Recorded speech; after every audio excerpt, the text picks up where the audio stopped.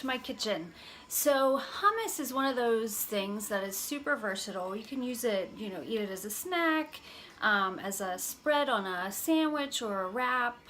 You could even use it as a base for a salad or a bowl. And today I want to show you how to make hummus, my hummus, with a little bit of a twist on the classic. Make sure too that if you like this video, you like the recipe, that you hit the like button, and make sure to subscribe and hit that bell so you get notified every time I post a new video, because I'm posting new recipes every week. So thanks for joining me, and let's get started. Okay, so in my food processor, I already have some chickpeas, and to that, I'm going to add a few more ingredients. I'm going to add, and I'm just going to throw everything in here and we'll just whiz it up all together. I'm adding some tahini paste, which is just sesame seeds that have been ground up into like a butter, like a sesame seed butter. So and that's, you know, the classic ingredient that goes into tahini that gives it that sesame flavor, and it's delicious. I love sesame paste. I'm using one that has toasted sesame seeds. You can also get them untoasted. The next thing we're going to add is some lime juice. Now typically when people make hummus, they use lemon juice, but today I'm using lime juice. It just gives it a different, really lovely taste in the end. I really like the lime juice. And then I'm adding some garlic that I've minced just to kind of help it along. And then the food processor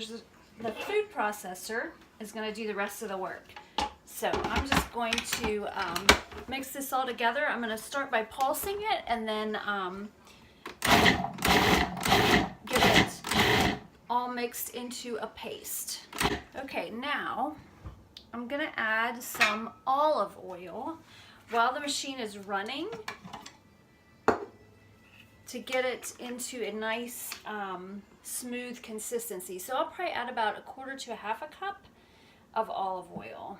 That looks great. Now I'm just going to add some salt and pepper for flavor.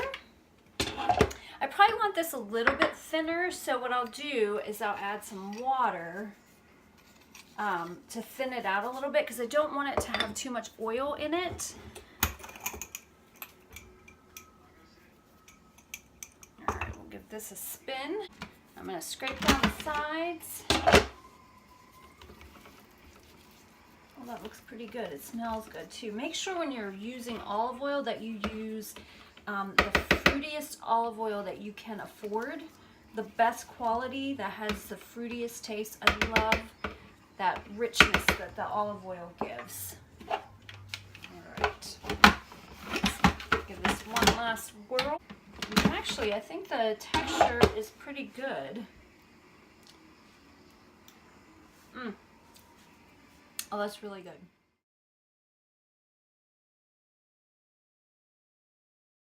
Alright guys, so hummus is so easy to make from scratch at home, and it's delicious, and I like the way the texture turns out when you make it at home versus what you buy at the store.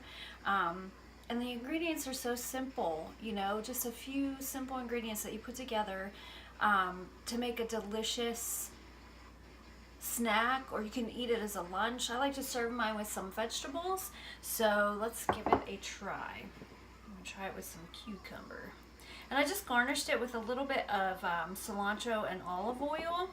Let's see what it tastes like. Really good.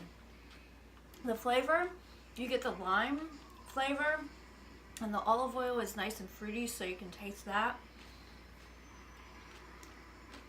The right balance of tahini, it's really good. I hope that you give this recipe a try, you guys. Thanks for joining me today on Simply Homemade with Denise, and I'll see you next time. Bye.